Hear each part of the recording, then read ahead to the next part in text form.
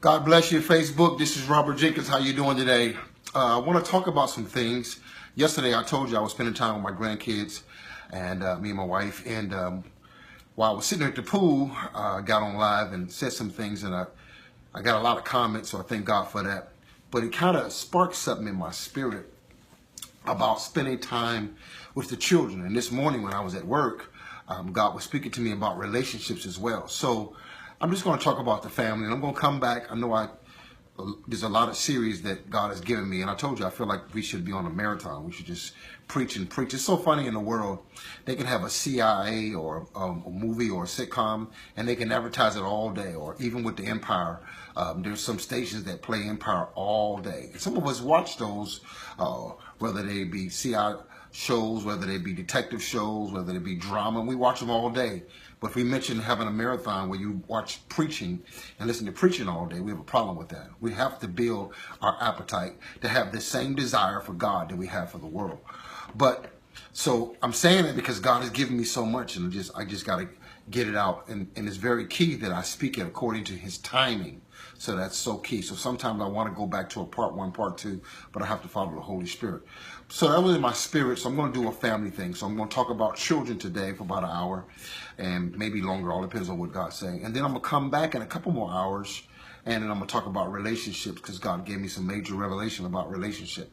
So today we're going to deal with building family values. Building family value. And I want to talk about children. This is a very sensitive area for me because I've had some experience in this situation. So I want to talk about this. God bless you, or God has chosen you as a parent to bring your children into this world.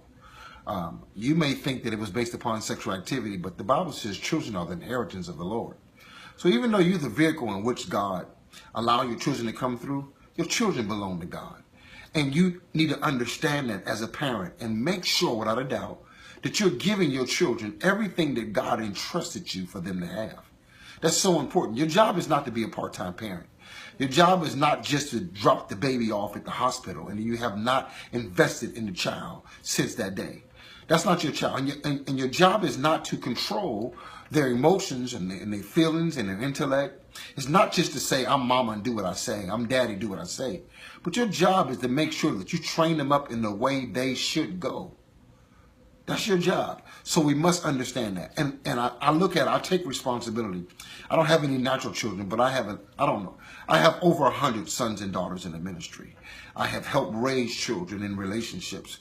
So God has given me some experience. And even if I didn't have that, I know what the Word of God says concerning investment into the family. So it's very key. Sometimes we don't have to always experience some things to know that it's true. We know what the Bible says. And some people say, well, how can you tell me about investing into children and you don't have any children of your own? Well, let me tell you something. The #1 book that was written about single and life after divorce was written by a man by Dr. Miles Monroe. And he had never been divorced, but it was a #1 bookseller. There's another preacher who preaches a message called Women That Are Loose, but he's a man. His name is Bishop T.D. Jakes.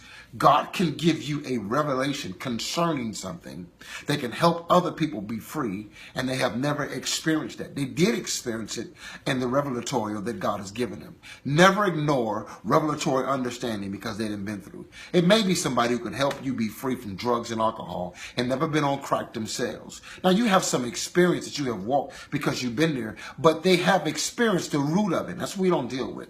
You may say, well, you never been on crack, but I say, but I have been addicted. And I understand the behavior of addictions. So whether it's crack, whether it's sex, whether it's lust, whether it's power, whether it's control, it's still the same spirit because we don't fight against flesh and blood. So understand that. So I understand, even from me not having a father in my life and even have some difficulties, as much as my mother loved me, but there's some things that God revealed in our relationship that was lacking. So I'm speaking from that perspective. So I want you to understand something. When God gives you birth to something, your whole purpose, and I know that because the Bible says that the purpose of everybody is to be conformed to the image of Christ. Are you helping your children become who God said they are? Do you even know what you gave birth to? So I want to talk about that, and I want to talk about the whole essence of it. If you're a mother, if you are pregnant now, if you already have, your children are already here, I want to talk to you about some principles. Even when you're giving birth, say the baby is in your womb right now, be very careful of what you say.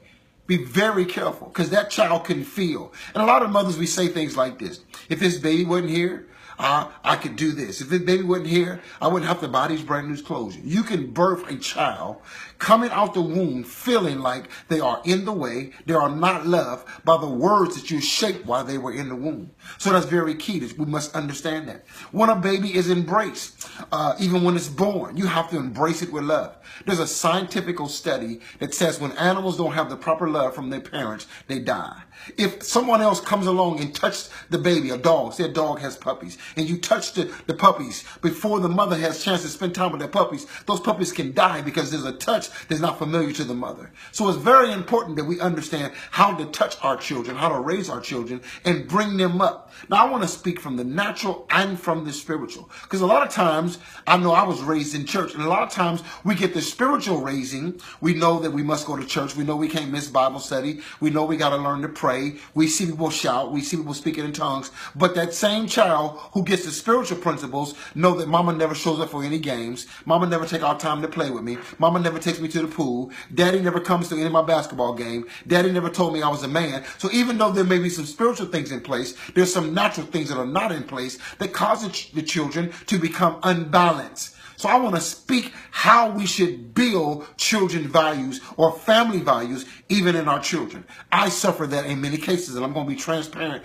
as I always be, to share that with you so you can know what to do and what not to do. Very key. A lot of times we learn what to do, but we don't know what not to do. The worst thing you ever can happen to your child, and it happened to me, is when your children grow up despising the very thing you love.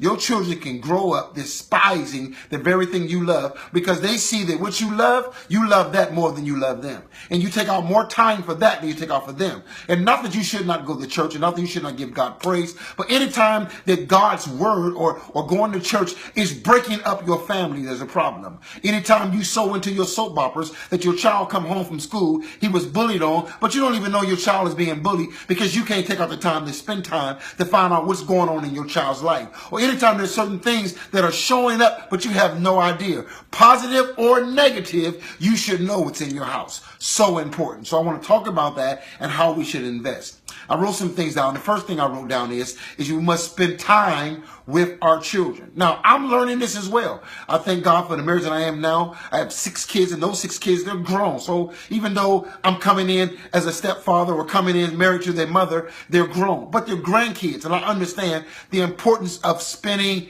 time, building relationship. Now, I want to talk from every aspect if possible. If you're coming in as a stepfather, I got to help you with something because I've been there.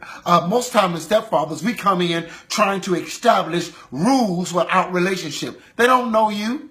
You new to the family. You can't come in with this iron fist as if because you married their mother or because they're happy that their mother finally found somebody, but you can't run their lives. Their own father have not been in their life, or they have their own life, and you can't come in with rules without relationship. And I got good news from you from my own experience. Rules without relationships always bring rebellion.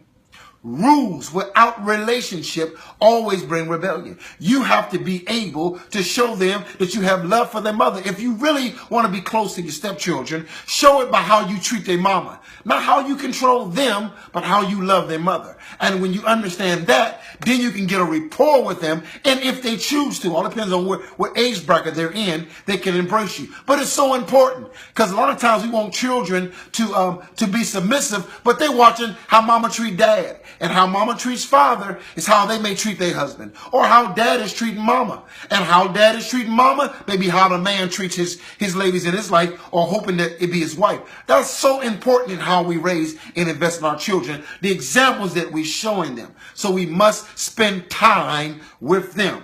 Now, you may say, well, I don't have time. You got to make time for your children. Don't have so much time for church. Don't have so much time for your job. Don't work 2 and 3 jobs that you don't see your children. Your children needs to be cultivated. They have energy. They have ideas. They have creative. They have emotions. They have feelings. It's up for you to be able to place those emotions in the right place. Do not let your children hear the word no more than they hear the word yes. Most children grow up hearing the word no. It's a scientific fact. They said most children grow up hearing their parents say no 400 more times than they hear the word yes. And then we'll wonder why when they start getting 16 and 17, they don't believe in themselves. They don't know who they are. They don't think they can accomplish college. They don't think they can do anything in sport because they heard the word no much more than they heard the word yes. Or heard a prophecy about what they could be. They heard, boy, you ain't nothing. You no good like your daddy. You ain't gonna never be nothing. You're lazy. You're hard-headed. You're dumb. You're stupid. They heard that more than they heard you are successful. You're gonna be rich. I see you famous. I see you accomplishing. There's nothing you cannot do. We must learn to invest with our words positive into their soul, into their spirit. So important. And that comes through spending time. Now, I understand that you're working. I understand that you have a ministry. I understand that your time may be limited. If you give 8 hours to your job and you give 8 hours to sleeping, but 8 hours left. So what are you going to do in that 8 hours? But sometimes it's not how much time you give them, but it's how much quality is in that time that you give them. You got to learn to sit down. Sometimes when they're watching the movie, sit down and watch the movie with them. Understand what is going into their eye gate and their ear gate. You need to watch that. You need to know the upcoming songs. If they listen to certain music and you wondering why, where they get this cussing from, or where did that smart aleck attitude come from? Well, that's what we used to say back in the day. You're a smart aleck. Where did that come from? Well, that came from the music that you have no idea. Matter of fact, you give them so much freedom, you don't even know what's in their bedroom. You have no clue of the music that they listen to, the artists that they are attracted to, what their soul and spirit is beginning to lean on. You thinking that they listen to gospel music, but they're not. And you're already critical of the secular music, but you never took out time to listen to it. You don't know if it's negative or positive. And it can be an avenue, even if they listen to some negative music. Now, that's a great opportunity to sit down and say, why are you attracted to that? Why everything you listen to degrades women? Do you want to degrade women? You got to sit down with your young men or with your sons and say, would you want somebody to say that to your sister? Did you want somebody to say that to your mother? So why are you happy when artists say that? See, we have to spend time, and that's so key in raising our children and spending time, hearing what they hear, deal with them, ask them what happened in school today. How was your day? And don't accept the answer, things were fine. Well, why were they fine? What makes school good? What makes school bad? That is very important in children. And we need to hear messages about this as much as we hear messages about, and I'm going to be honest, we didn't hear so many messages about the power of Jesus and that Jesus come to save and Jesus redeem and God is love. And I'm not saying we shouldn't preach those anymore, but we've heard those over and over again. But when the last time you heard a message that's going to help you be a better mother or help you be a better father or help your children know how to obey mother and father, because we sit down and have some lessons to teach them the right attitude. I teach my grandkids, and I teach this all over the world. We don't say huh, we say yes and we say no. We say yes sir and we say no sir. There's a reason. It's a level of respect, but you have to put that into your children. But why would your children listen to you when you tell them to say yes sir and no sir? They hear you say huh, all the time as well. Or the same parent who want to exercise the rights to say yes sir and no sir, spend no time with me, don't know who I am, I don't get any hugs, I don't get any affirmation or approval. These are things that are necessary. So mama, why do I really think that you care about me and me saying yes sir or no sir when you don't spend any time in the other areas of my life? Or daddy, you're never around, but you want to show up and all of a sudden you want to be king in my life and say I'm your daddy when you have not displayed any daddy qualities most of my life. And this is true whether the father's in the home or not in the home. We have a responsibility to build the family. How much time are you spending with your children? How much time have your children, and I'm going to talk about some things, have your children heard you laugh more than they heard you fuss? Have they heard the good side of mama and dad?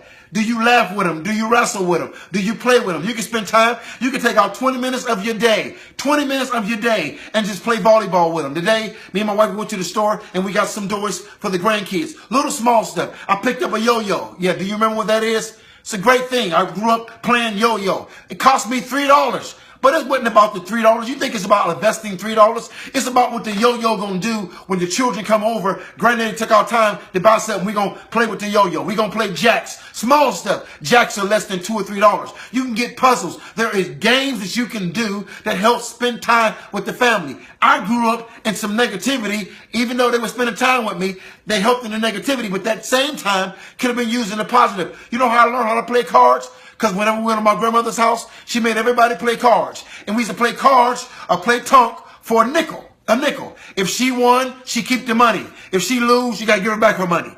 That's how we play. But we learn to spend time with grandma playing tunk for nickels, 5 cents. And, you know, grandma will win the money. And then we say, grandma, you going to give our money back? She say, nope, you shouldn't be gambling anyway. See, but we have fun and we laugh and stuff like that. But when she loses, she say, give back my money, boy.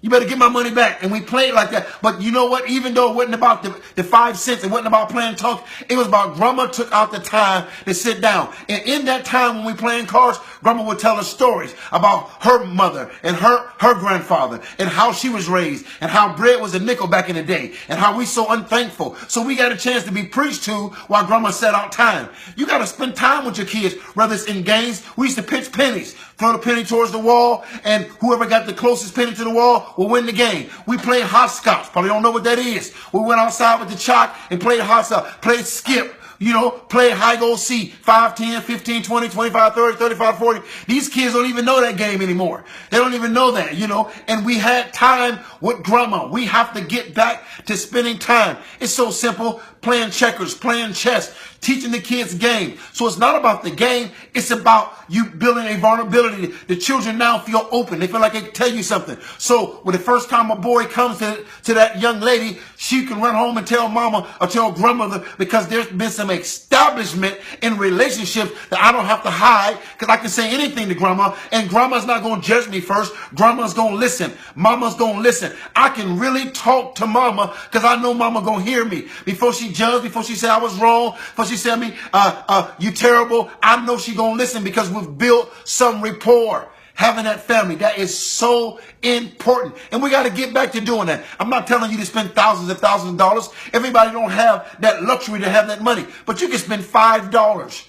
$5 on a couple games. Go to the clearance section. Go to Walmart. And this time you're not shopping for you. This time it's not food just to put food on the table. This time it's not just things that you need for your house. No, I'm going to get some things just for the grandkids. Just for the kids. And this Saturday going to be donated or designated for them. So important. And you'll be surprised of the relationship you can build with your children or build with your grandchildren when you spend time. So when you need to correct them and tell them something, they know without a doubt when grandma say or when mama say that boy is not good for you, that girl is not good for you, where you going, you hanging around the wrong company, you will pay attention. She has some weight in your life. Why? Because it's the same grandmother who spends time with me, the same mother who talks to me, the same mother who's transparent and share with me where her mistakes was and how she did the wrong thing. So because we build a relationship and I can talk to her, not as friends, but as mother and daughter, as grandparents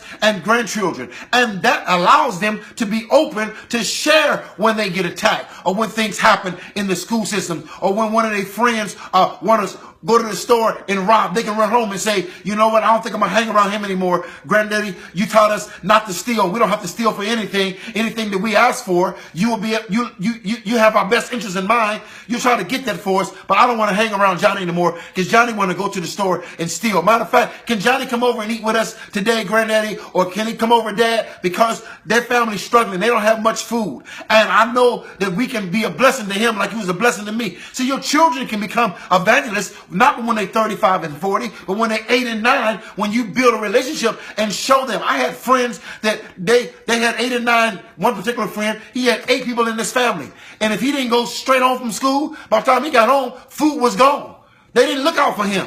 So you know what my mother did? My mother took him in. And when my mother cooked food, she would cook food not just for the 2 sons that she had. She would cook enough food for all the neighborhood. So if you came over to the Jenkins house, you know you can get you a piece of chicken, some mashed potatoes, some string beans, and she's going to sit you down at the table, and she's going to make you pray over your food. You're going to learn how to say grace over your food. You're going to take your hat off, but guess what? You're going to get a hot meal because she took our time, not only with her kids, with the kids in the neighborhood. See, we got to get back to that. It's a sad thing to know that you get on the news and see your neighborhood son or daughter, he just got killed and she just got killed when they was raised up with your children, but you didn't take our time to cook an extra meal. See, when I was growing up, you didn't cook for just your children. You cooked enough for everybody. So if somebody came over later, they can get some food because we spent time with the children. We had them on our mind. We have to get back to that. So I put here spending time. Another thing you have to do, you have to find the passion that's in your children. I told you yesterday, it's a sad thing to know that my first drum set wasn't bought by my dad. My first drum set, and it's sad to say, I'm just going to be transparent. My first drum set came from some people that my mother was hanging around who stole stuff. You know, most of the stuff in our house was hot. See, we don't want to tell that stuff. See, what preacher tell you? We want to tell you we sanctify, we love Jesus. With all my heart, I grew up with hot stuff. TV was hot, microwave was hot, drum set was hot. And the drum set, my first drum set came from somebody, they went to another city, stole it out of my cousin's church, didn't know that was my cousin's church. And my first drum set is a hot drum set. So when the first time I take my drum set to a school program and all my cousins show up, they say, hey man, that's our drum set. When you get that drum set? That was somebody broke in our church and stole our drum set. That was my first drum set. It was a hot drum set. Because my parents didn't understand how to invest in me without doing it the wrong way. How many kids grow up with that environment because we're not spending time and don't know how to do stuff the right way? Or because poverty has hit us so bad, we think that's the only way we can get away with things. And I'm telling you. So even though I was thankful for the drum set, I was embarrassed later that I got my cousin's drum set that stole it from a church. Real talk. But I was thanking God for having that drum set. I'm telling you, there's children that you gave birth to that get gifts. They shouldn't have to get it stolen. They shouldn't have to steal to have their first baseball bat. They shouldn't have to break into a store or walk through the store and look for something because they don't have anything at home that represents their passion. You should buy the first baseball bat, the first glove, the first basketball, the first drum set, the first piano, the first tap shoes because they want to tap. So you fussing, you making all them noise, tearing up them shoes. I done bought them shoes for church. They want to tap. Invest into them. Whether it's skates, buy them skates. Find out what it is. Whatever it is, you may say, I bought a drum set last year, and I got to buy a piano. Listen, if you got to buy 5 different instruments to find the one that they are called to do and love, isn't that worth it? That at the end of the year or end of their lifetime, they've never been to jail, they've never been in any trouble because they found out what their passion was. I told you, I watch movies and I get principles. When you watch the movie Boys in the Hood, very powerful movies, an old movie, very powerful movie. Well, you're going to find out that Larry Fishburne takes his son at the age of 12. The mother drops him off and he raises him. Well, when the one kid is in trouble, stealing something out of the store, Ice Cube plays that part. Guess what the other guy is? The other guy's with his father fishing. And because he's with his father fishing, when they come home from fishing, they find out that his friend is in trouble and going to prison because he stole something out of the store. But the other son was safe. You know why? Because him and his father spent time together. And rather him being with his friends out there stealing stuff, he was with his dad fishing. And his dad was talking to him about sexuality. He didn't learn his first sexual conversation from a gang leader, from somebody in the street. He learned it from his dad. What are you doing? Are you protecting yourself? Are you doing the right thing? And see, we say, so we got to have safe conversations with our children. But if you're not spending time with your children come home and their hair braided, you don't even know who braided their hair. You don't know what the environment that they were around. You don't know that their friends got other friends that come around the house and they drinking and smoking. But you and your child don't have enough relationship that they can talk to you about that. See, you're supposed to sit down and tell them why smoking is bad. You should sit down and tell them, don't let the world inform your children. Very key. And that's our job. We have to raise them up in Christians and family values. And what we can do. What is the alternative? They ain't supposed to drink. They ain't supposed to smoke. What are they supposed to do?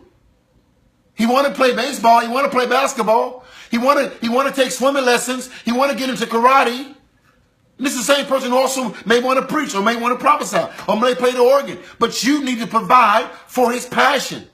Very key. Very key. You should do that for him. His art room should be his bedroom where he can draw and use the teaching. Not only that, expand his mind. Let him get on the internet. You know, if I meet children that have passions, I say, get on the internet. If you love to play drums, and watch other children who play drums. You can do this. You can succeed. Teach them how to use the internet for the right reason. Get on the internet and Google some things. Get on YouTube and watch other people who can paint. Watch other people who can dance. Watch other kids who are in swimming competition. They winning trophies at the age of 6 and 7 years old. Because somebody placed them in a platform where they can express their passion. You want to save the next generation? We always say they are our tomorrow. We don't have no tomorrow because you ain't spent time with them today. And if you don't spend time with them today, there is no tomorrow. You need to find out and whatever they want to do. If they singing all day, then put them in singing classes. Yeah, you say, well, that costs money. You can't pay $10 a week for your seed. That's going to be a blessing. We ought to leave inheritance for our children. And an inheritance starts from the day they're born. Speaking and prophesying into them.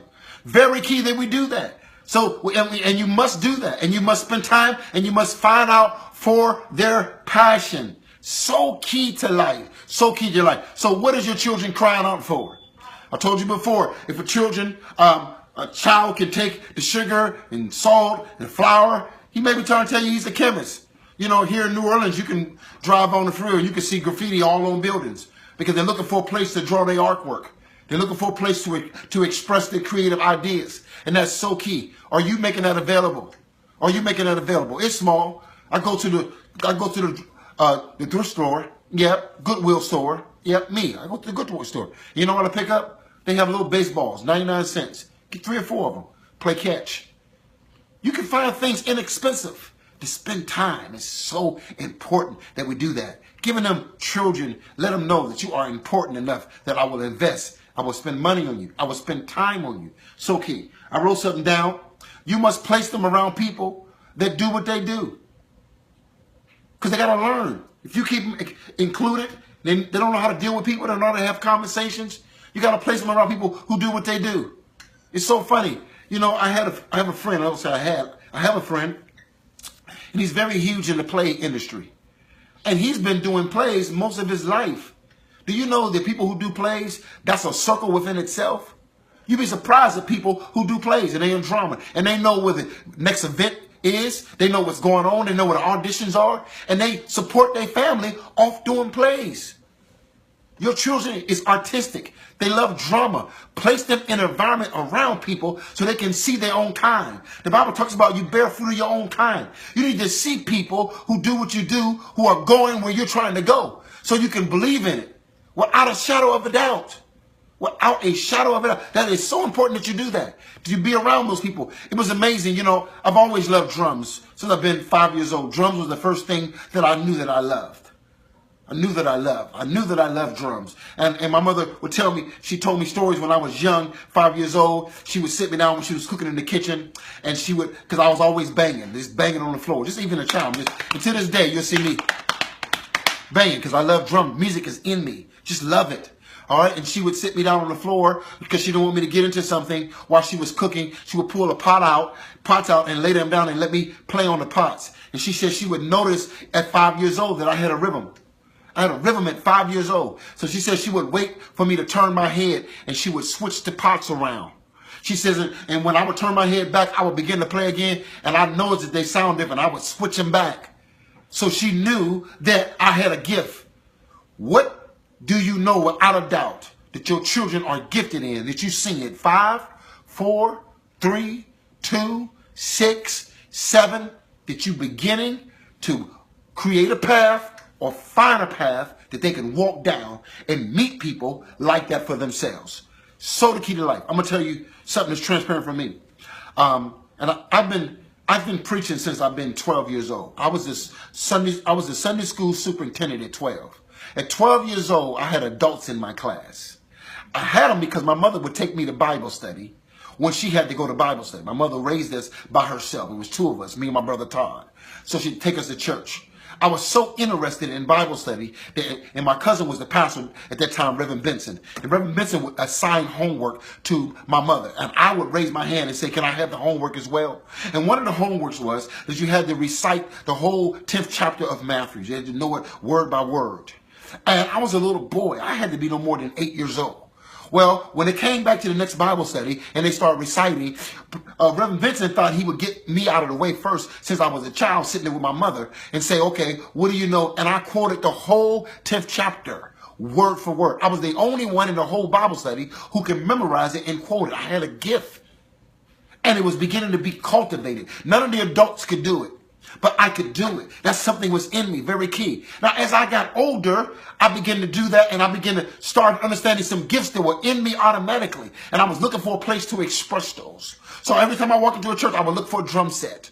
Or I would look for a place to teach. I used to love to go to Bible study. I used to love it as a child. I love to go to Bible study. that was in me. But thank God for my mother trying to do the best she could with this gift that was in me. And I used to always say, I'm gonna be transparent, but I'm gonna tell you something, I'm grateful of this.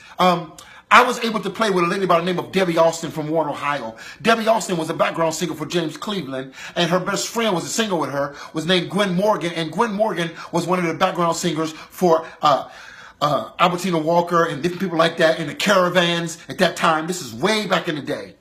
So I was blessed at the age of 17 to be able to play for James Cleveland when he would come to town with Debbie, Charles Foe, Vicky Winans, Andre Cross, all these different entertainers at that time. When they would come to a city, they could not afford to bring their band. So I was able to sit in and play. Thank God for that. But I used to always say, how much farther could I have went if I would have had a better support of what was in me? My father didn't even hear me play until I had probably been playing 20 years. My father didn't even hear me preach. But how much more if I would have had someone who would have cultivated those gifts? And I had so much energy when I was young. I mean, anytime a concert would come to town, I would try to get with somebody and go to that concert so I could hear them. As soon as the concert went over, I would try to run backstage and meet them and give them my name. And if I could, I would try to jump on the drums. I mean, one time, Debbie Austin was opening up for the Hawkins and for Al Green at the time. And while we was at sound check, I was trying to play for the Hawkins and play for Al Green because I was so aggressive. But what if I had somebody who would have cultivated in that gift? My dad was a great musician. He played guitar. He played backup for James Brown when James Brown would come to town. But how much more if my dad would have sat down with me and showed me rhythms and explained timing to me? How much better could I have been? What I'm telling you is that God has blessed you with some gifts that's supposed to bring you out of poverty. Your children is one of the ways that you're supposed to come out of certain things. And I'm telling you, if you don't spend time and cultivate that gift that's in them and spend time with them in the natural and the spiritual,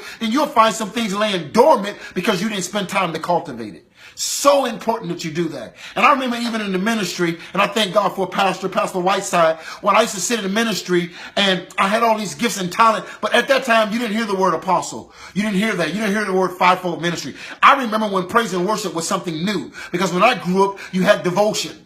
And I remember sitting there really not knowing who I am. And the more I talked to this man, Pastor Whiteside, he revealed to me my apostolic calling on my life. And he began to show me, and he had me look up what is apostle. And he began to invest in me. He rode me around the city and told me how you must know the spirit of a place. What I'm trying to tell you, that I would have been lost in even my identity if I'd had somebody who was able to see in me and didn't spend time with that. We need that. You can't have your children lost because they don't understand our identity, because mama and father didn't help them see that, or put them around people who saw themselves. And I used to be so frustrated in church because I used to say, I don't see me. I don't see nobody with that kind of hunger. I don't see nobody who has that level of revelation. Am I the only one? And I would feel by myself outcast because I couldn't identify myself. But then God blessed me to start meeting other apostles, and I started realizing that I wasn't crazy. Wasn't nothing wrong with me. I just wasn't wrong. I wasn't around my own kind. You must place your children around their own kind.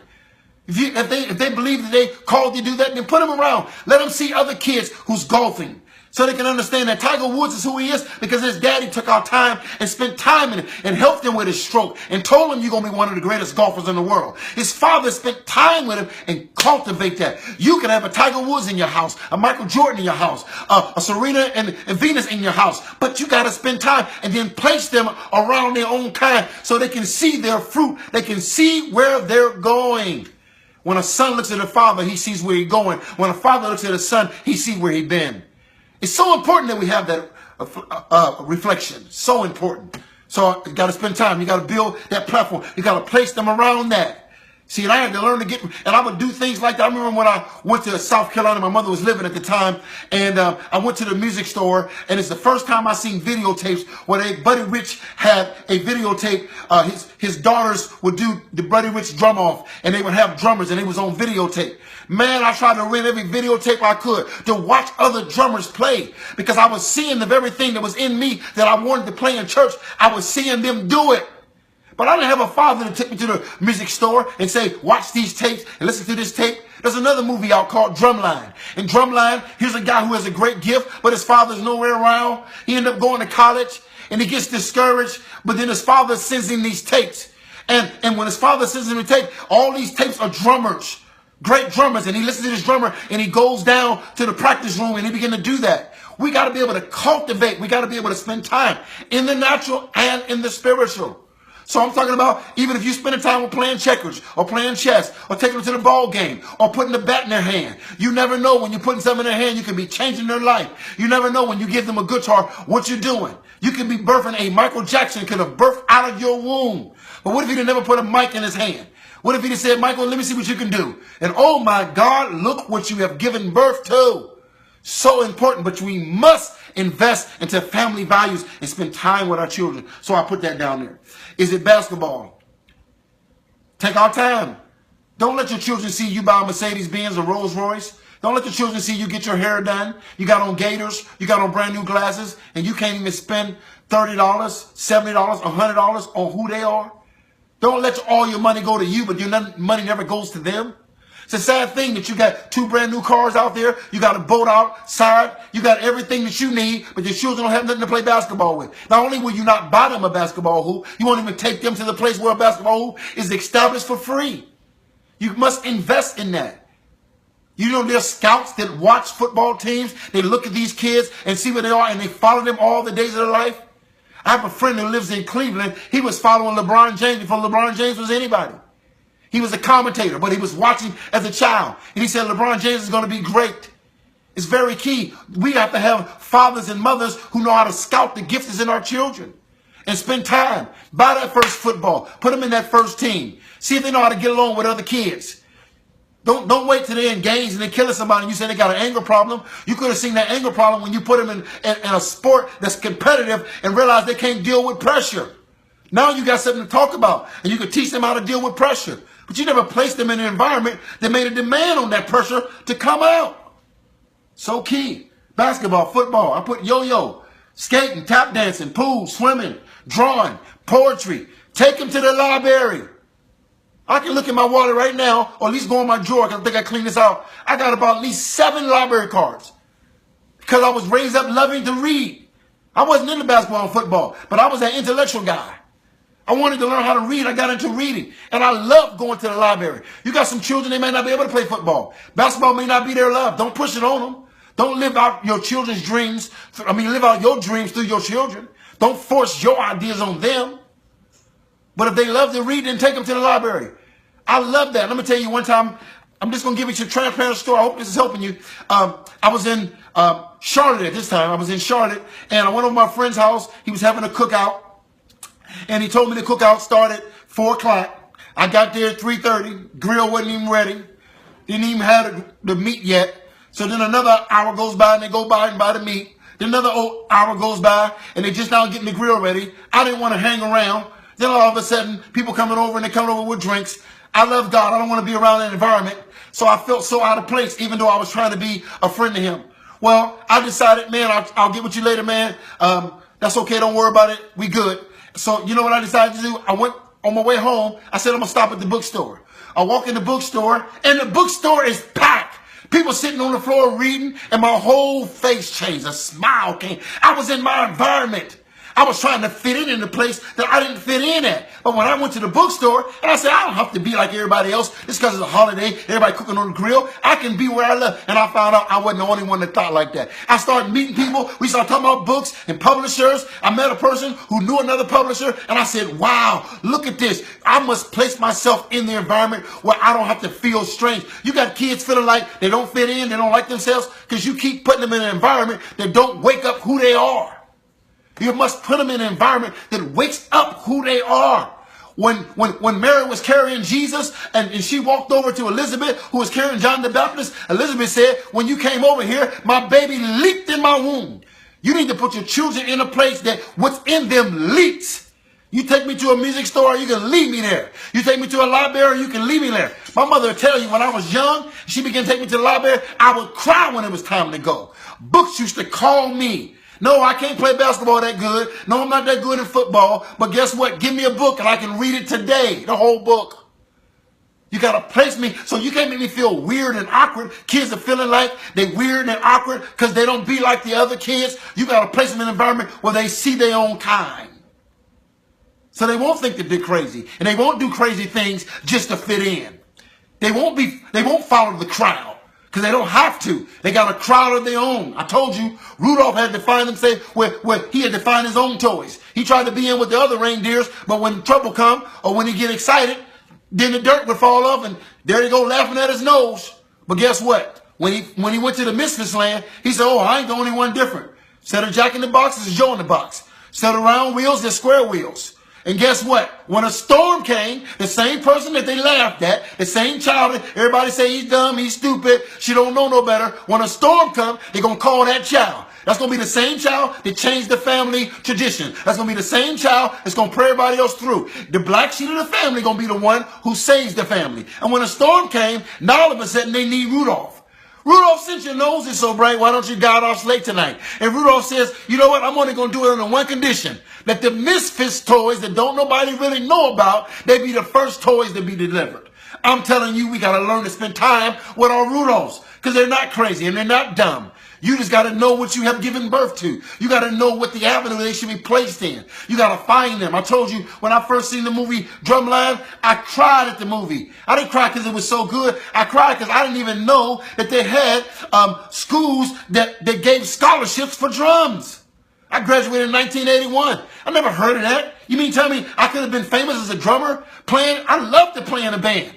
I was playing for the high school band when I was in junior high. Because I could play so well. But I didn't have nobody who knew how to cultivate that. So when I seen Drumline, I said, what? And I seen all the rhythms they was doing, things that I had thought, but you know what? I suppressed them because I didn't see nobody else doing that. What's in your children, the next level of creativity? They're the next Bill Gates.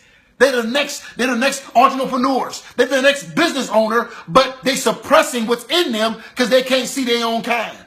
They say, oh, that ain't going to work. Oh, ain't nobody ever going to do that. And they put it behind. Millions of dollars gone because we don't take our time to invest what's in our children. We must have it. I must have it. I put down, you must give them tools to release their gift. As much as I wanted to play drums, I needed a drum set. I needed a drum set. And I remember when I was practicing, my mother would let me practice. I'd come home from school. And as long as I did, see, back in that time, you had to do homework. See, we don't make children do homework no more. But when I came home from school, you had to do your homework, and it wasn't no such thing as you don't have no homework. See, they didn't allow that when I was growing up. When I was growing up, my mother went to the school and told the lady, give him homework when there is no homework. My son cannot come home without no homework. So regardless of what you have in your class, make up some homework for him. See, that was a different way. So I had to come home and I had to have homework. So I had to do homework. And then once I had to do homework, I had to do another word. It's a cuss word now. But back in that day, it wasn't a cuss word. It's called chores. I'm sorry for cussing. It's called chores. Yeah, I had to do chores. So my brother would do the upstairs. I had to do downstairs. If I had to do the bathroom, he had to wash the dishes. See, we don't even teach that no more. No, if I had to run the sweeper, he had to dust. We had to do chores. So once I did my homework and I finished my chores, whether I ran the sweeper, whether I cleaned the bathroom, whether I washed the dishes, and I had to be done at a certain time. I used to get home from school about 2:30. So by 4 o'clock, I'm done. Now, once I'm done, I could practice till 8. I was able to practice from 4 o'clock to 8 o'clock because I had a drum set downstairs. Thank God for it. Thank God for it. But I finished my chores. My mother made sure that I was going to be a straight A student. She didn't play nothing else. And you know what she made? You got to be honorable. If you get a B, I'm going to settle with that, but I'm not going to get all A's. She pushed that in our family because she knew what was in me. Don't tell me you get to play the drums. Don't tell me you get to play the piano. Don't tell me you can remember a whole scripture in the Bible, a whole chapter, and you can't remember this homework. Because I know what's in you. See, that's real. See, that's spending time. But how does she know what's in me? Because she had to spend time with me. Very key. Very key. Well, I remember one particular time, I was playing drums. At this time, she didn't have school. My mother had to go back she had to work, and she had to go back to school to get her GED because she quit because she was pregnant with me. So she had to go back to school. So I knew what it is, and my mother taught me things. I knew how to wash dishes at the age of 9 and 10. I'm not talking about dishes where you grab one and it's so greasy, it slides with your hand and it breaks. I'm talking about pick up a glass and it drops out of your hand because so much grease on it. No, I had to learn how to wash dishes right with hot water. And she put her hand in that water and that water wasn't hot enough, you're going to get a whooping for not making the water hot enough. Because we're not going to eat no dirty dishes. See, things like that. Spending time with me. So I had to learn that. So my mother taught me that. So I remember that. My mother taught me how to cook. We used to have pressure cookers. And she would put the food on, put the beans, put the hot dogs in there, put it on low. When you get home from school, take it out. See, all different things like that. Spending time. Teach me how to cook. It's sad, you know. We got kids who raised up in your home and they 18 and still can't boil water. Can't nobody spend time with them. You don't put them in the kitchen with you. You tell them to get out the kitchen when you're cooking. They should know that. See, they should know how to crochet. They should know how to sew. They should know how to iron. No iron with no wrinkles. No, real iron. They should know how to wash clothes and they don't fade. Colors, whites. See, we had a basement. Bring them down to the basement. Sort the clothes out. No, and you got to sort the clothes out. And then you have to read the tag. Because some of the things you watching, that's silk. You can't wash that. Got to know how to go to the dry cleaners. See, spending time. See, no, you're not gonna be on TV all day. No, you're gonna learn some things, and I'm gonna show you how to do that. Matter of fact, I'm gonna show you how to love it and like it. So when you get older and you by yourself, you don't have to live with a woman. You don't have to do things because you don't know how to take care of yourself. Because I taught you how to iron. Our kids don't know how to sew. They can't grow a tomato. Yeah, you can't do certain things. We weren't allowed to have a dog if you couldn't take care of it. See, certain things in place. We got to invest in our kids, and that's investment too. It's a terrible investment when they don't know how to cook, don't know how to clean, don't know how to sew, don't know how to brush their tongue. Say, did you brush your tongue? You supposed to brush your tongue too? Yes. Brush the back of your mouth, change your toothbrush, change your water when you wash up. I'm talking about investment. See, don't get caught up in getting a brand new drum and a basketball and a football and don't know some morals. Look at somebody, look them in the eye, sit up straight. See, things like that. Spending time with the kids. That's investing in the kids. You know why kids will talk to you any kind of way now? Because they never had no training at home. Nobody taught them how to do things at home. And that's sad to say. Sad to say. So we got to deal with it. But back to the story I remember one time when I was practicing, my mother was home at the time. She didn't have to school that day. And some of her friends came over. But I was allowed to practice from 4 to 8. And I remember the lady saying, Pat, would you please tell that boy to stop making all that noise? I can barely talk to you. He down there making all that noise. How do you take all that noise? Jesus, Pat. And I remember hearing it. My mother said, I'm going to tolerate his noise until it becomes sound. God, did you hear that? She says, I'm going to tolerate his noise until it becomes sound. A parent knows how to handle the noise of your child until it becomes sound. Can you deal with the noise? They just send notes home with me when I was in school. And they would say, your child is a good child. He gets great grades. He just beats all the way up the wall and all the way down. That's what the note would say. He bangs on the wall all the way up the steps and all the way down. It's a good child, good grades, but banging. And my mother would send back the note, I know he's a drummer. Woo! She would defend me. She would take up for the gift that was in me.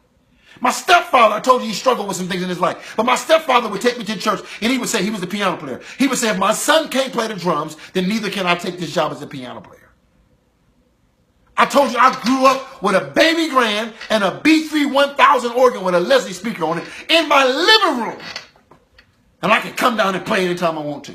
Then it got so much that in the summertime, we would put the drums on the piano, put the Fender Rhodes electric piano on the porch, put the drums on the porch, and we would play for the neighborhood. Neighborhood come around, we have church. So I got exposed of who I was because there was something in me. I'm preaching and teaching, never been jailed in my life for any trouble because time was taken out. And I'm not telling you we're perfect parents, but I'm telling you even the little bit that they was able to give me saved my life. So important. You must do that. I see this change. So whether it's singing, whether it's playing, whether it's drama, place them in that. Be the first to give them the exercise who they are. I wrote down, you got to prophesy to your children. See, you can tell them, you dumb, you stupid, sit down, go to bed, do what I told you. You say that all day long. When you going to say, I want to come tell you something. Come here. I want you to know that there's nothing you cannot do. When last time you prophesied to your kids? I mean, spoken to their spirit. Make them look you in the eye and say, I want you to hear this from mama. I want you to hear this from dad. God revealed to me. I told you in the movie James Brown. That movie has so many revelations to it. James Brown growing up in a whorehouse. His mother act like she don't even know who he is. She out there prostituting. His father then left him. Grew up in a whorehouse. He gets hurt because he walks by, say, mama, mama. She act like she don't know him. One guy said, you know that little guy? I ain't going to say the name he said. She said, no, I don't know him. She looked like she don't know him. He comes home to the lady who owns the house. She's a madam. He comes to her, and he's there. He's sad. And she says to him, Spirit came to me. Angel came to me and told me, everybody going to know your name. You special. She said, you know you was born dead, don't you? And your auntie hit you one more time. And you screamed so loud, everybody heard you over here. And we wonder why James Brown hollered, ah! That came from his consciousness that he hollered by being born dead. But who was the lady who prophesied to him? It was the lady who owned the whorehouse, who told him, everybody gonna know your name. And you can't be born in the 80s and 70s and 60s and 90s and not know James Brown's name. Because somebody prophesied to him. That was supposed to come from mama. When last time you prophesied to your kids? When last time you told them? Even in the Bible, you'll kind of find out. Jacob sat down with his sons before he died, and he told them, you gonna be this, Reuben. You gonna be this, Simeon. You gonna be this. You unstable as water. He prophesied to him. You gonna be blessing your third generation. When the last time you prophesied to your kids? When the last time you laid hands on them and anointed them? When the last time you declared who they are? Call out their gift. See, so important. You want to build family values? You want to help out the next generation?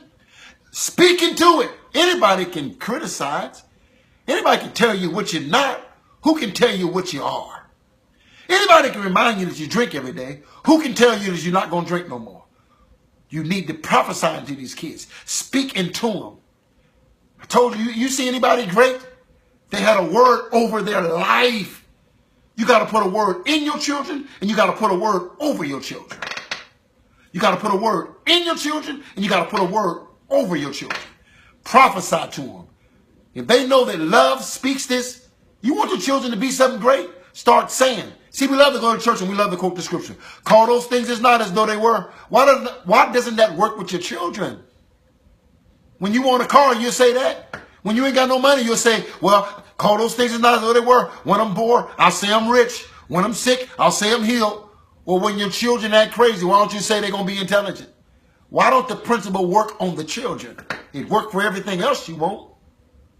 You got to use it. You got to prophesy. I wrote down, we must build stronger children's church.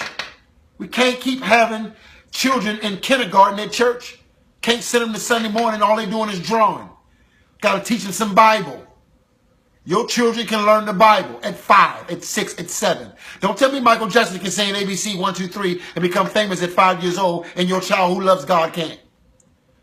We need to see more people raised up and they love God at 5 and at 6. They're shouting. They understand the spiritual language. They understand prayer. They understand intercession. Don't have your children growing up in the world and don't know nothing about God. They know everything about the world. They know the latest dance, the latest hats, the latest glasses, but they don't know the latest Bible. They don't know the latest preacher. When last time you walk into your children's room and it wasn't a picture of Michael Jordan, it was a picture of the pastor because they're so impressed with the word that he speaks that blesses their life. At 7. You'll say, well, they can't have an impact at 7. Beyonce got it on your kids. Jay-Z got it on your kids. Lil Wayne got it on your kids. How can Lil Wayne have an impact on your 7-year-old, but your pastor can't? The devil is a liar. Jay-Z got it.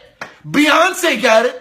All the single ladies. You can sing all the Beyonce songs, but you don't know not one Israel song. You don't know not one Hezekiah song. You don't know not one gospel song, the whole entire verse. You know why? Because you let him or her listen to Jay-Z, Lil Wayne, all them, all day long. Even on Sunday, you don't even put on gospel music. Gather your children up and start putting on some gospel music and dance with them. Laugh with them. Go to the pool with them. Play games with them. Give them spiritual and natural. Laugh with them. Take them to the show. Walk them in the park. Let them see some things. Expose them. But the children's church got to change. You know, when I was growing up in one Baptist church, they had a full children's church. I mean, they had somebody preach. 7, 8-year-old. He preaching the message today. And all the kids couldn't wait to hear him preach. Yeah, preaching. They had kids playing the keyboard and organ. I grew up, my whole family. Man, 5, 6 years old, you the minister of music. You Elder Brown's son. You playing organ. You 7 years old. You teaching choir parts. Because you was invested in. We used to switch so much. We used to shout so much in church. We shout for a whole hour. You couldn't play a shouting beat long enough. We had to switch drummers. Kids get up and play. Another kid play. Another kid play. Now we don't even see kids playing. What up? How do you have so many kids in church and nobody's on the organ, nobody's on the drums, nobody's preaching, nobody's prophesying, but 80% of your church is kids? We're not investing. Only reason you got in there most time, another thing we do wrong as parents, you send your kids to church, you don't bring them to church. Don't drop them off. Bring them. Why do you want them to learn something you ain't learning? You want to make sure what they're hearing is beneficial to their soul. See, I know probably don't like this one. They say, oh man, he had a different message today. Nope, we need to get there. Spend time. You want them to be great in God? Teach them holiness now. Teach them sanctification now. And you can't teach them holiness and sanctification when you want them to be holy and sanctified, but they can't even get you to play a checker game. Mama, come over. Daddy, come over. I ain't got time. I ain't got time. Really? You got to invest because somebody will. A gang leader will. Somebody who's struggling with an issue will. People get caught up in homosexuality and lesbianism. They get caught up in stealing. I grew up in a neighborhood when I was in Charlotte. These kids, they didn't have no father, they had no mother. So you know what they started doing? Breaking into everybody's houses because they was bored. They had nothing to do, so let's break somebody's house. They get tired of walking past your house and see you got a big screen TV in your house and they ain't even got the electric on in their house. So they're going to break in your house and steal your TV and can't even plug it in because the electric ain't on. But at least they got a big screen TV because they want to have some nice things too. But you know what that came out of? Being bored. You know what creates a lot of these things because your children ain't got nothing to do. Telling you what I know. But we ought to have them in summer programs. See, when I was growing up, you had summer programs. You had them in school. You had them in camp. See, I'm talking about real stuff. And this is Bible. We'll get back to the Holy Spirit. But the Holy Spirit ought to lead and guide you how to deal with the thing that came out of your womb. Father, where you at, Dad? Well, can't come back 10 years later, say, where my son? You mean where your seed, not where your son is. You talking about where your seed. See, the Bible says be fruitful, not seedful. Quit dropping a seed here, a seed there, a seed there, a seed there. Your job is to be responsible that the seed becomes fruitful. So important, Dad. They'll never become a man. They'll never know who they are. They don't see you treat mama right. See you love on mama. See you kiss on mama. Very key. And these are examples that we have to have. And let me say this. Your presence is more important than your present. Which means don't try to buy them either. Because you listen to what I'm talking. You go buy all kind of football stuff and basketball stuff. And you give them money to go to Disney. No, they need to see you. Spend time with you. Sometimes get in the car and just go riding. Where we going? Don't know. Let's just take a ride. Let's just see the city. Let's spend some time. See, this may sound corny to you. We called it corny back in the day. Go to the lake and just throw waters in the river. Just never know what comes up. But you must spend time. You must do that. And your presence, that you're available to talk. You're available. You hear them out. I said you hear them out. How you going to know what's in them if you don't never let them talk? Never let them speak. You want to be concerned. Watch them. When they put on clothes and you buy them something new, when the last time you bought them something new? Yeah, when the last time you bought them something new without saying that they took all your money? I'm going to get you this, but you know what? I can't even pay the bills now. No. Give them something without any bitterness attached to it. You want to know where your children is? Buy them something brand new and see how they act. See if they walk different when they get a brand new jean. Because you want to deal with that. Or you think you something now, son? Because you got some new jeans on? I notice you walk a little different. Let me tell you something. You're great if you never have a pair of jeans. So you have to teach your children who they are. So when they get things great, what they got will not make them who they are. The identity don't come from the jeans. The jeans is an honor to be on them. It's not for an honor for them to have the jeans. You got to teach them that. But you don't even know if you don't spend time when you notice when you bought them new clothes that their attitude changed. See, that's called investment. And this is just as much Bible as anything I've ever preached. You got to do that. But we must do that. Your presence, just to be able to touch them, hug them. I told you, my stepfather, he had some struggles with some things, but his positive side way outdid his negative side. He'd wake up some morning and say, today is I love you day. It ain't Christmas, not Easter, it's not New Year's, it's not your birthday, it's not on the calendar, it's on my heart. I love you day. We wake up and clothes be all downstairs. We think it's Christmas. It ain't Christmas. It's June 8th. Or it's March 20th. And clothes downstairs. He didn't want to spend hundreds of dollars. Because he want to know I love you. Children need to know that you love them and it's not event oriented. If you only do things on certain holidays, they got to wait for a holiday. Well, you need some new shoes. Well, you know, I got to wait for Christmas. Got to wait for Christmas to have shoes? Really? See, we got to look at stuff like that. These are things that I looked at when I was growing up. I looked at my mother's hair was done. I looked at when my father, me and my brother would put our money together. One time we went to the movies. We get to the movies. I had called my dad earlier and asked him, could I go to the movies? He didn't have time for me to go to the movies. So me and my brother, we get together, put our little pennies together and go to the movies. We sit in the movie. We hear somebody laughing in the back. We look at one another and say, that sound like Dad. That sound like Dad. I know Dad can't be at the movies because he said he ain't had no time. We look back, it's my father and him and his girlfriend and their kids. Now I'm mad. We get up, we walk out of the movie. I don't even want to see the movie. Dad got time for somebody else's kids, but don't have time for us. I felt so bad. And I'm telling you that, and I'm going on 53, and I still know that story like it happened yesterday. Have you marred your kids by what you showed them? Have you marked them? Like, you want to complain about them wanting tattoos? You put a tattoo on by the way you treated them.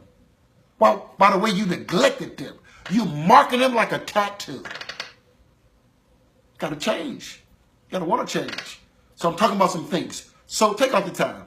I did it today. Me and my wife, we did it today. Spend a little dollars, it don't matter. Got a yo-yo, puzzle. Gonna play some games. I created a game. We're gonna have fun. And I'm not telling you Robert Jenkins is perfect. I'm not telling you if I had children I would be the best. I'm telling you that I had to learn some things to know how to put them in place. And I thank God for that. And you got to learn how to do it. Jesus Christ, we're born into the family of Christ by the blood, but we also adopted. We got to know how to adopt some things in our lives. So if you want to make things better, and don't look at this and try to find out something wrong with me. And then, no, are you being the best parent you can be? Are you making sure your children can be the best they can be? You know, I told you I love to watch movies. There's a movie out by Denzel Washington. I think it's, I forgot what it's called. But in this movie, he's a bodyguard of a little white girl, and she loves to swim. But she swims slow. Denzel Washington goes to the pool, he watches her swim, and he's able to show her how she can be faster. And he tells her, you're stronger than anybody. You got more power than anybody. But you keep coming up with the slowest time. And he's saying there's no such thing as gifted. He says there's trained. Now, I understand his point in that movie, but the point is he took our time with this little girl. He's supposed to be a bodyguard, but he's helping her develop herself. And she falls in love with him. And the whole movie ended up being about him making sure that she'd get back to safety because he invested in her. And they picked him because they wanted to see how his daughter, once they know that their daughter had a relationship with him, how he cared about that, you got to care. So your child can be having something great, and all you have to do is speak one little positive word. See one little thing that can change the way they're doing something. And all of a sudden, they blossom. Everybody who's successful didn't get there overnight. They weren't born that way. Somebody had to cultivate them. God did not allow you to have a child in your womb. When children are the inheritance of the Lord, you need to know for what reason. Did you give birth to Apostle Paul? Did you give birth to a Peter? Did you give birth to Elijah? Who'd you give birth to? Did you give birth to a Tiger Woods? Do you even know what's in your house? Do you even care? Have you got so lost up that you don't even want to invest? Because I'm trying to tell you, there's a reason why they're there. And I'm telling you, we got to get back. We got to hear more preaching and teaching. And we got to say things, Lord, wherever I come up short, wherever I missed it, Lord, I repent. I'm sorry. Help me to cultivate that. I'm already messing up my own life. I dare not mess up somebody else's. Simple word. And I'm going to say this and I'm going to stop. You may not have no children, but you can help somebody out with theirs. Help share.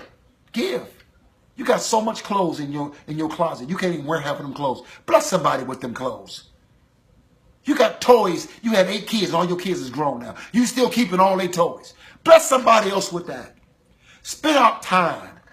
Take your kids to the park. I'm coming in the natural, but I'm telling you it's so spiritual. Take them to the movies. Have conversation. Say tonight is family night and we're going to talk. Bring up a subject. Start asking them things. See, you don't want to find out later they got cigarettes in their room. When I watched the movie about Biggie Smalls, he comes home one day, his mother found she thought it was wet mashed potatoes or something underneath his bed. Come to find out that it wasn't mashed potatoes, it was cocaine. She threw it away. He said, Mama, you can't throw it. That's drugs. She said, boy, when you start selling drugs? You want to be shocked that your kids are selling drugs because you have no clue what's underneath their bed because you barely go in their room? Because you don't ever have no conversation of how you dealing with pressure, son. I haven't been able to buy you nothing new. And when I went to pick you up at the school, I noticed all the other kids had on Jordans and you don't have none. How you handling that, son? I noticed, baby, that all the other girls got brand new weaves and they got braids and you're not able to have them. How you handling that, baby? See, you got to care. You got to notice some things. Yeah. Take out time. God bless you. This is the purpose. This is the place where purpose is revealed, passion is renewed, and the principles of God are restored. It's time to bring back family values. And it starts with you. Whoever God has blessed you with, whoever God has put in your surroundings, make sure you're doing all you can to help them become who God has called them. God bless you, and I love you.